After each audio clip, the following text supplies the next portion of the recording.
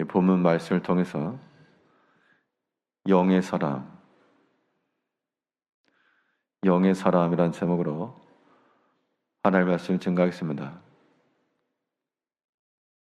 이 메이어와 브릭스라는 사람이 있어가지고 이 두 사람이 사람의 성향을 나타내는 여러 가지 지표를 제시를 했는데, 그래서 그 사람의 이름을 따서 MBTI라고 말합니다. 그것을 통해 검사를 하면 이 사람이 직관적인 사람인지 혹은 내향적 사람인지 사고적 사람인지를 나타낼 수가 있다라고 하는 것인데요. 우리 성도들에게 있어서 우리는 과연 어떠한 마음과 어떠한 타입의 신앙이 되는가? 하나님을 믿노라라고 하면서도 육의 것으로 사는지, 혹은 하나님과의 삶에는 관심 없고 땅의 것을 즐겨하는지, 아니면 참으로 하나님을 찾는지, 우리의 숨겨져 있는 우리 내면의 모습을 볼 수 있다 그러면 우리가 또한 신앙적 경각심을 가질 수도 있겠습니다. 우리의 추구하는 바는 우리 육체를 가지고 살아가나 우리는 영의 사람으로 살기를 원하는 겁니다. 하나님이 영이시기 때문에 우리가 영의 생각과 판단과 그 결정을 이룰 때라야 육체를 따라 행하지 않고 영을 따라 하나님과의 그 관계와 교제 속에 들어갈 수가 있겠는데요.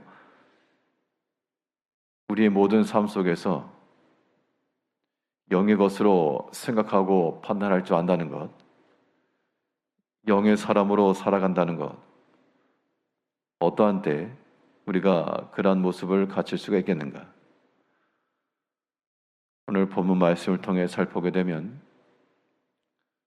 먼저 우리가 영의 사람이 된다라고 하는 것은 주의 일에 힘쓰는 겁니다. 주께서 우리에게 명하시고 우리에게 구하신 일에 힘을 쓸 때, 그때 우리의 판단과 결정과 삶이 영의 모습이 되는 겁니다. 주께서 우리에게 구하시는 것은 이 땅에 속한 육의 것을 구하지 않으실 거기 때문에 우리가 주를 위해 힘을 쓰고 또한 주의 일을 이루려 노력하는 모든 것들은 다 영에 속한 일입니다. 오늘 본문에 보게 되면 바울 사도가 복음을 전하려고 힘쓰고 애쓰는 장면이 나오는데요. 그의 모든 주를 향한 성심성의의 마음, 그 이 모든 것들이 그가 영의 사람이라고 하는 것을 보여주고 있습니다. 6절부터 보면 성령이 아시아에서 말씀을 전하지 못하게 하시거늘 그들이 부르기아와 갈라디아 땅으로 다녀가 무시아 앞에 이르러 비두니아로 가고자 애쓰되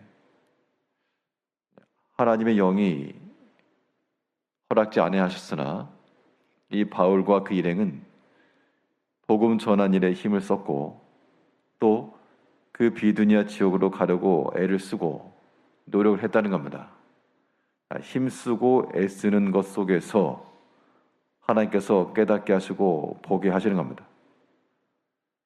방향이 수정되었을 때, 그때에도 바울은 자기 생각하던 것과 다르다고 해서 포기하거나 다른 사람이 떠내민 것이 아니라 그때에도 힘을 써서 나아가겠다는 겁니다.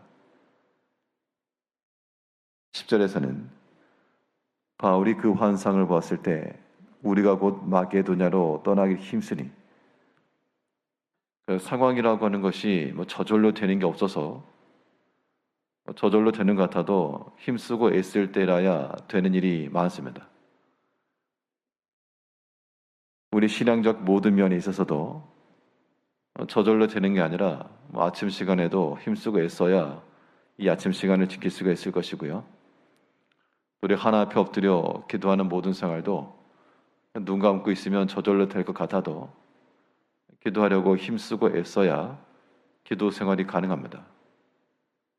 예수님께서도 기도하실 때 힘써 기도하셨고, 힘써 수고하셨고, 힘써 복음 전하셨고, 우리가 주를 향한 우리의 마음의 자세가 거저 지나가는 바람처럼 되는 것이 아니라 마음을 써야 되겠습니다. 마음을 두고 거기에 신경을 집중하고 다른 것이 우리 마음과 생각에 끼어들게 되면 정신이 또 다른 데 간다, 그렇게 말하죠. 정신이 팔린다. 바울은 이 복음 전함에 있어서 힘쓰고 애써 이 복음을 전하려 노력하였고, 비록 예수의 영이 허락지 아니하셨으나 반대에 직면하기도 했으나, 그러나 주를 위해 힘쓰고 애쓰는 그 마음 속에 거기서 또한 하나님의 뜻을 발견할 수 있다는 겁니다. 어려운 수학 문제도 이걸 풀어내려고 노력하고 애쓰는 사람이 나중에 발견하고 답을 찾아내는 것처럼, 우리가 하나님의 뜻이 무엇인지 대번에 알거나 그렇게는 못하지만 하나님의 뜻이 어딘지를 찾고 또 주를 위해 수고하고 하다 보면 하나님께서 인도하시고 지도하시는 길을 찾아낼 수 있다는 겁니다. 그런 의미에서 우리가 이 땅에 살아가는 육의 사람으로 살지만 영의 사람으로 살아내기 위해서는 주의 일에 힘쓰고 애쓰는 이러한 면이 있어야 되겠고요. 또 중요한 것은 범사에 우리가 하나님을 인정해야 한다는 겁니다. 우리의 모든 삶 가운데서 하나님이 지도하시고 인도하시고 우리를 향하신 하나님이 기뻐하신 뜻이 있다라고 하는 것을 깨닫고 발견하고 그것을 선택할 때라야 우리가 영의 삶을 사는 겁니다.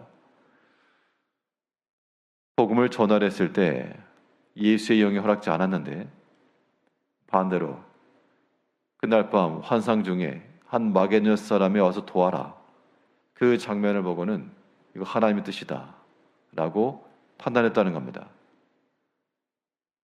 이것은 그의 모든 삶에 있어서 하다못해 꿈의 내용까지라도 하나님의 섭리와 뜻 안에 있음을 지금 믿은 것이고요. 이 구절을 보면 밤의 환상이 바울에게 보이니 마게도냐 사람 하나가 서서 그에게 청하여 이르되 마게도냐로 건너와서 우리를 도우라거늘 바울이 그 환상을 보았을 때 우리가 곧 마게도냐로 떠나기를 힘쓰니 이는 하나님이 저 사람들에게 복음을 전하라고 우리를 부르신 줄로 인정하며라. 여기서 보여주는 바울과 그 일행의 좋은 믿음이라고 하는 것은요, 분명 그들의 계획이 있었습니다. 그 계획이라고 하는 것이 그대로 실천되지 못하고 변경될 때는 그 계획을 수립하고 행하고자 했던 사람들이 비난을 받을 수 있습니다. 뭘 이렇게 하려고 했는데 잘 안 된다.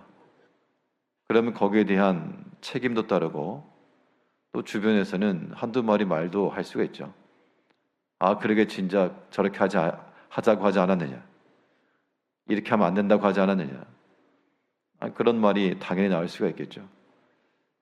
그럼에도 불구하고 바울과 그 일행이 하나님께서 우리를 부르신 줄 알고 그들의 길을 돌이키고 그들의 뜻을 돌이켰다는 것, 이것은 여간 쉬운 일은 아닌데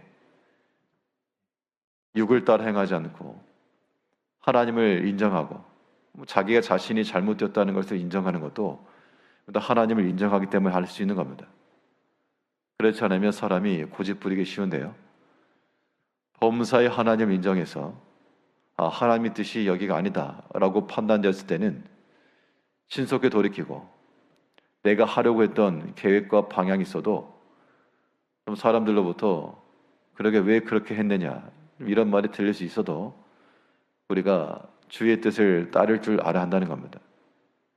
이것이 영의 판단이요 영의 선택인 겁니다. 이제 우리의 모든 삶 가운데서 하나님이 직접 나타나가지고 이래라 저래라 말씀하지 않았지만 일상적으로 꿀 수 있는 꿈 중에 그 보여주는 모든 걸 통해서 마음을 거기로 기울이니까 하나님 뜻이 발견되었다는 겁니다. 범사에 하나님 인정하여 오늘도 우리에게 지도하시고 권하시는 그 하나님 음성을 듣고 우리의 모든 육의 생각을 뒤로하며 하나님의 뜻을 따라 선택할 줄 아는 영의 사람으로 살아가시는 성도님들이 되시기를 바라겠습니다. 기도하겠습니다.